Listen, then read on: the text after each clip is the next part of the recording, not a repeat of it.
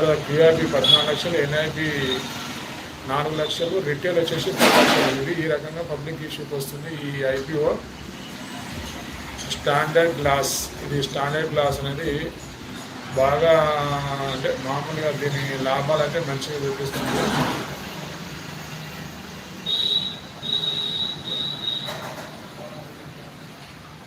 Glass plastic అంటే ఈ Raj industries type లాంటిది ఈ కంపేర్లో చూసుకుంటే దీని లాభాల చూస్తున్నా మంచిగానే ఉంది. క్యూఆర్బి బాగుంది.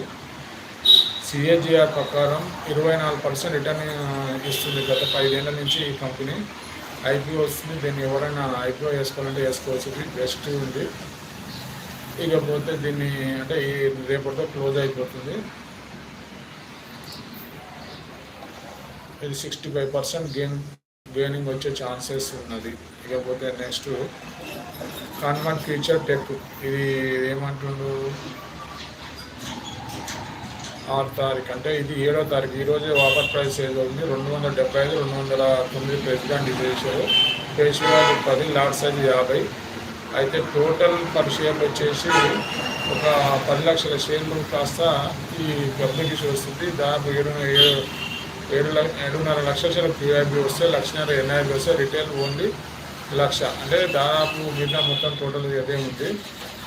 దీన్ని దాదాపు 72% గ్రే ప్రీమియం చూపిస్తుంది. దీన్ని కూడా ఎవరైనా వేసుకోవచ్చు. ఇది కంపెనీ వచ్చేసి ఏపీఆర్ ఇండస్ట్రీస్ అలాంటిది. హెచ్బిఎల్ ఎనర్జీ అంటే దాదాపు పవర్ సెక్టర్ ఎనర్జీ పవర్ సంబంధించిన కంపెనీ. ఇది టెక్నాలజీ సంబంధించింది.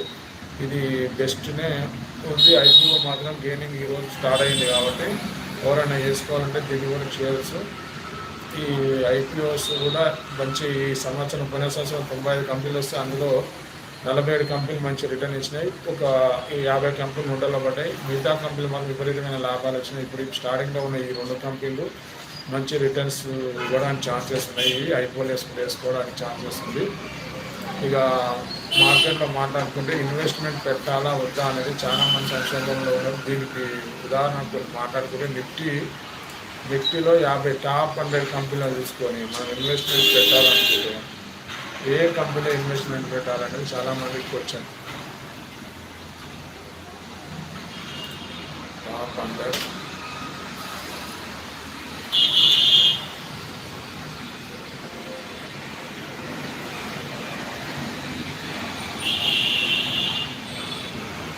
వినాలి ఫ్రెండ్స్. లైవ్లో ఎవరైనా ఉంటే కామెంట్ చేయొచ్చు. అసలు ఏంది అసలు దీని మార్కెట్ అవగాహన.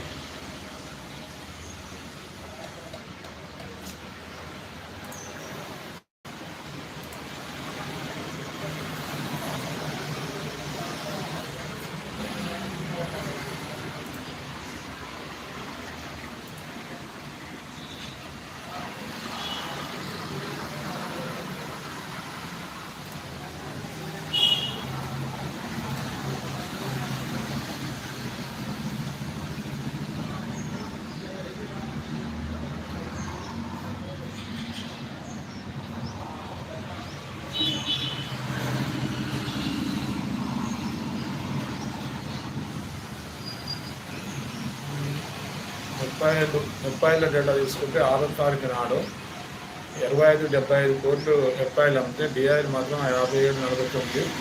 అంటే టోటల్గా అది చూస్తున్న మన మార్కెట్ మాత్రం మైనస్ అయింది. డిఐలు విపరీతంగా ఉంటుంది. ఎఫ్ఐలు మాత్రం వరుసగా ఇప్పటికి 3 లక్షల కోట్ల దాకా సెల్ అయింది మార్కెట్. అందుకే మార్కెట్ పడుతుంది అనేది చాలామంది అభిప్రాయం. ఎందుకంటే మార్కెట్లో ఉన్నది ఎఫ్ఐఎల్ డిఐల మెయిన్. ఎఫ్ఐఎల్ వెళ్ళిపోతే మార్కెట్లో ఇన్వెస్టర్ అనే వాళ్ళకి వేరే అంతమంది ఉండడానికి రీజన్ లేదు కాబట్టి దీన్ని చూసి అంటే ఇన్వెస్ట్మెంట్ పెట్టుకుని జాగ్రత్త ఉండవలసిందిగా మనది.